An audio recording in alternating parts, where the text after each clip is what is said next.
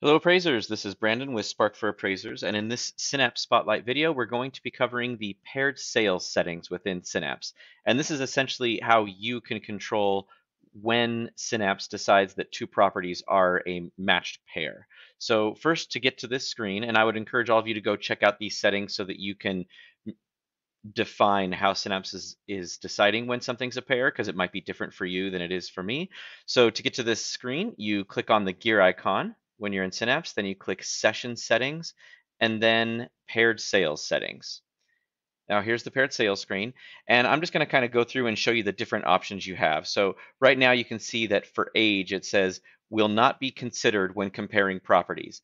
Now what that means is if I have two properties and one is built in 1950 and one is built in the year 2000 or any other year, whatever the age is of that property, when it says it will not be considered, that means Synapse will disregard that feature completely. It will not even look at age when deciding whether something is a pair. And that means that age will have no impact on whether something's a pair.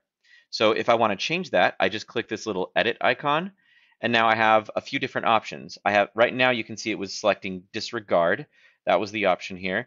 But if I want to consider age, then I would say no exception. And it tells you what that means here when you make a different choice. So right here it says, when you choose no exception, that means it must be an exact match to be considered a matched pair. So if I had a property that was built in 2000 and a property built in 2001, those would never be considered a matched pair because their age isn't identical. So if you want that to be the case, then you choose no exception. Otherwise, you have a few other options.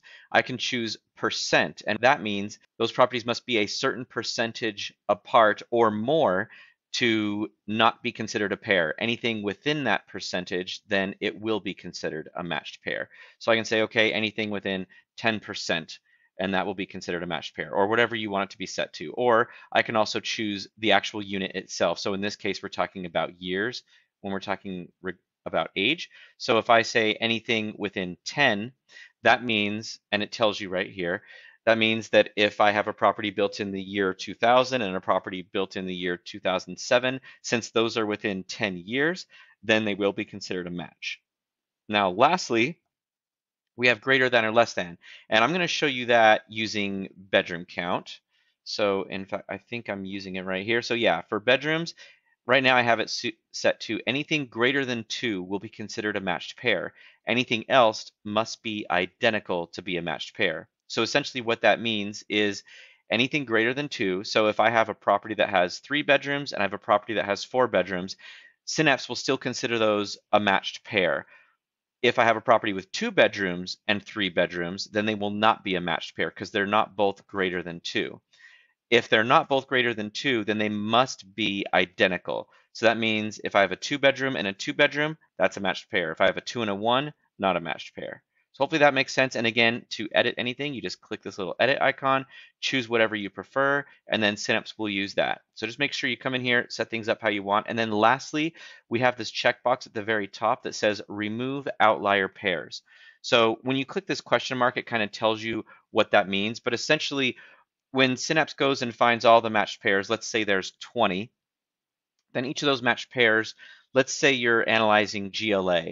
The GLA results from each matched pair might be 60, 65, 65, 62, 70, and then you might get one oddball matched pair where it says $400 per square foot when everything else was in the 60s or 70s.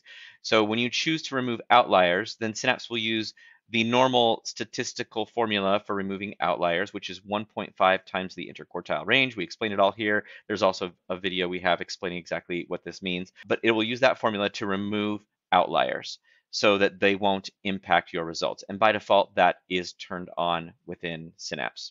Okay, that's it. Thanks everybody for watching.